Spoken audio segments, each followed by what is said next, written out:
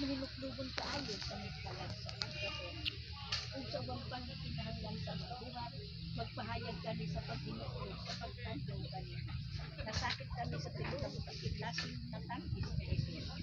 Nahagumba kami kanino, nalipayon mo na ang mga kalag sa purgatorio. Ilabi na ang kalag ni Jaime Jasper, nagapanupora siya og dagko sa pag-adto sa langit. Lipayon siya mahal sa kaluoy sa Dios nga tanan nga kalipay. Tungod sa putli uyamot nga kasintasing ni Maria, nga mo ikaw gihapon ang kalipay sa mga kasintasing. Nasakit kami o nasakit kami pagdamay kami. Samtang nabuhi kami, kay ganyapon ang Jesus sa mga kasintasing ang orasyon.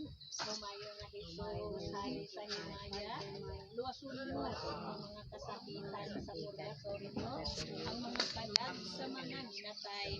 Luwason mo sila Ginoo sa mga katuon ug sa mga kasakit, nagibati nila tungod sa gibati ninyo sa kaibasyon ug sa imo isulong usa sa pagtabang kanila ihalad na kanimo Diyos mo ang among mga pag-apo, mga pagpinitensya ug mga pagpanggubaw uban sa usa ka matuod nga pag-inulsod sa among mga sala.